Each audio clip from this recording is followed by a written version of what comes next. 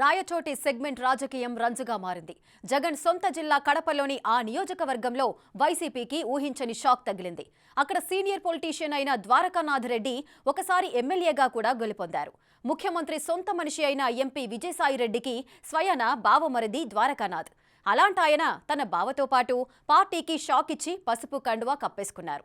గత ఎన్నికల్లో రాయచోటి ఎమ్మెల్యేగా శ్రీకాంత్ రెడ్డి విజయానికి కృషి చేసిన ఆయన ఇప్పుడు ఆయనతోనే పోటీకి సిద్ధమై సవాలు విసురుతున్నారు. అసలు విజయసాయి బావమరిది పసుపు కండువా కప్పుకోవడమేంటి? ద్వారకానాథ్ వైసీపీకి గుడ్ బై చెప్పడానికి కారణమేంటి?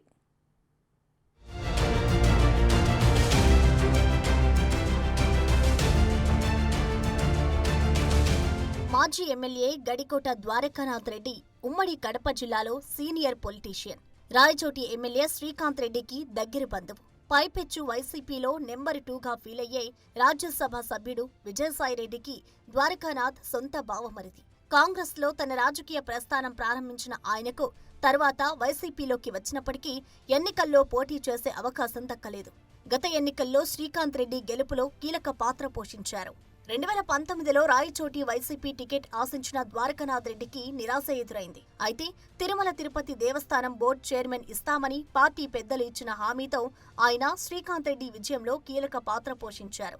అయితే టీటీడీ చైర్మన్ పదవి అందరి ద్రాక్షగా మారడంతో ఆయన సడన్ గా అది ఎన్నికలు ముంచుకొస్తున్న తరుణంలో వైసీపీకి గుడ్ బై చెప్పేశారు. చంద్రబాబు సమక్షంలో టీడీపీ తీర్థం పుచ్చుకున్నారు. దాంతో రాయచోటిలో రాజకీయం రంజుగా మారిందంటున్నారు రాజకీయ విశ్లేషకులు.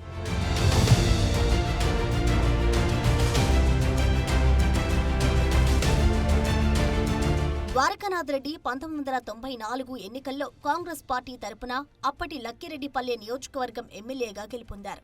తర్వాత పోటీ చేసే అవకాశం రాకపోవడంతో కొంతకాలం రాజకీయాలకు దూరమయ్యారు. వైసీపీ ఆవిర్భావం తర్వాత బావా విజయసాయిరెడ్డి ప్రభావంతో అందులో చేరి రాయచోటి పాలిటిక్స్ లో యాక్టివ్ అయ్యారు. రాష్ట్ర విభజన తర్వాత జరిగిన 2 ఎన్నికల్లో ఆయన రాయచోటి నియోజకవర్గం అసెంబ్లీ టికెట్ ఆశించినా అది దక్కలేదు.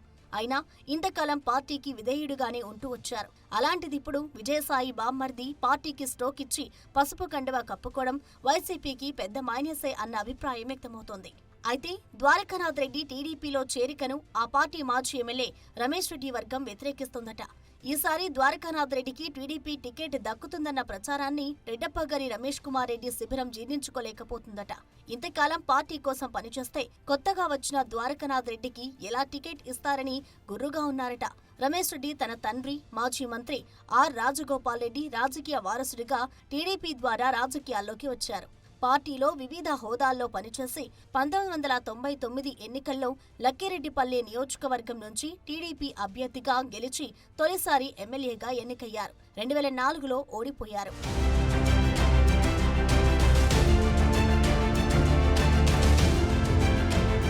నియోజకవర్గాల పునర్విభజన అనంతరం 2009లో జరిగిన ఎన్నికల్లో రమేష్ రెడ్డి రాజంపేట పార్లమెంటు సెగ్మెంట్ నుంచి పోటీ చేసి పరాజయం పాలయ్యారు. రాష్ట్ర విభజన తర్వాత జరిగిన 2 ఎన్నికల్లో రాయచోటి ఎమ్మెల్యేగా పోటీ చేసినా లక్ దక్కలేదు. మొదటిసారి తండ్రి సెంటిమెంట్తో గెలిచిన రమేష్ నియోజకవర్గంలో ఆ పట్టు నిలుపుకోలేకపోయారని, అందుకే వరుస పరాజయాలు ఎదుర్కొన్నారని భావిస్తున్న టీడీపీ అధిష్టానం ఆ లెక్కలతోనే ద్వారకానాథ్ను అక్కున చేర్చుకొని వచ్చే ఎన్నికల్లో టికెట్ హామీ కూడా ఇచ్చిందంటున్నారు. అదలా ఉంటే రాయచోటి టీడీపీలో 4 అభ్యర్థులు టికెట్ రేసులో కనిపిస్తున్నారు. ఇప్పుడు ద్వారకానాథ్ రెడ్డి చేరికతో వారి రియాక్షన్ ఎలా ఉంటుందనేది ఆసక్తికరంగా మారింది. రాయచోటి సిట్టింగ్ ఎమ్మెల్యే గడికోట శ్రీకాంత్ రెడ్డిని 4 సార్లు ఎమ్మెల్యేగా గెలిపించారు అక్కడి ఓటర్లు. అయితే ఆయన హయాంలో నియోజకవర్గంలో ఎలాంటి అభివృద్ధి జరగలేదన్న విమర్శలు ఉన్నాయి. శ్రీకాంత్ రెడ్డిపై ఉన్న వ్యతిరేకతను టీడీపీ క్యాష్ చేసుకోవడంలో విఫలమవుతోందని తెలుగు తమ్ముళ్లు బహిరంగంగానే వ్యాఖ్యానిస్తుంటారు. కేవలం గ్రూపు రాజకీయాల కారణంగా గెలిచే అవకాశం ఉన్న టీడీపీ ఓటమి మూటగట్టుకుంటోందట. మరిప్పుడు ద్వారకానాథ్ ఎంట్రీ ఇచ్చారు. ఆయన మిగిలిన టీడీపీ నేతలను ఎంతవరకు కోఆర్డినేట్ చేసుకుంటారో, పార్టీ నేతలు ఆయనకు ఎంతవరకు సహకరిస్తారో చూడాలి.